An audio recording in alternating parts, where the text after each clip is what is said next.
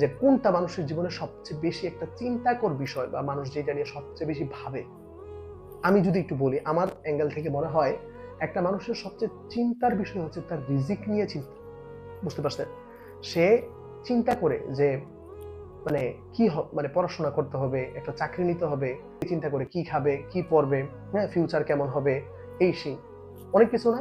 দেখেন, এবার আমি আপনাকে আমার একটা ঘটনা আমি আপনাকে একটু শেয়ার করি। দেখেন, আমি হচ্ছে বাড়িতে যখন যাইতাম আর কি, তো আমার বাড়ির মধ্যে হচ্ছে একটা বিড়াল ছিল। বুঝতে পারছেন? তো বিড়ালটাকে হচ্ছে মোটামুটি আমাদের ফ্যামিলির সবাই হচ্ছে এটাকে পালতো আর কি। হ্যাঁ, তো আমি এই রিসেন্ট লাস্ট উইকে যখন বাড়িতে গেলাম, আমি দেখলাম যে হচ্ছে বিড়ালটা মারা গেছে। বাই চান্স কোনো একটা কারণ, হয়তো একটা অ্যাক্সিডেন্ট হয়েছে বা আমি জানি না সঠিক। হ্যাঁ, গেছি পরে ফ্যামিলি মেম্বার্সরা বলতেছে বিড়ালটা হচ্ছে মারা গেছে আর কি। বুঝতে পারছেন? তো আমি যখন ভাতটা খাইলাম আর কি, ভাত খাওয়ার পরে আমাদের যে বমপ্লেটটা ছিল, আমাদের ফ্যামিলির সবাই তো ধরেন একসাথে ভাত খাইছি। তো আমি খেয়াল করলাম কি অনেকগুলা মাছের কাটা হচ্ছে ওইখানে জমা অবস্থায় আছে। মানে এগুলা কেউ আর খাইতেছে না। কথাটা একটু একটু বুঝেন, মানে এগুলা পইরা আছে। আর আমি যখন বাড়িতে আগে যাইতাম তখন কি করতো জানেন, বিড়ালটা দৌড়ে আসতো আমার কাছে। আয়সা আমি খাওয়া অবস্থায় আমার খাওয়া পাতে ধরেন যে আমার সঙ্গে একটু ডিস্টার্ব করতো খাবার দাবার দেওয়ার জন্য। বিষয়টা বুঝতেছেন? কিন্তু এখন যে বিড়ালটা নাই, ওই বিড়ালের কাঁটাগুলা কিন্তু ঠিকই আছে।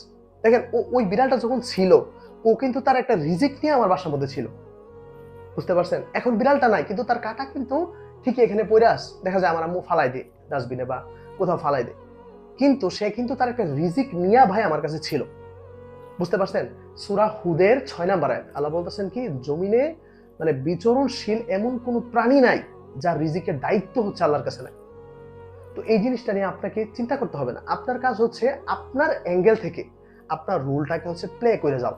আপনার যেটা ভাই কর্তব্য আপনি এটা করে যাবেন। এটা হচ্ছে আপনার আপনাকে রিজিক নিয়ে চিন্তা করতে কেউ বলে না।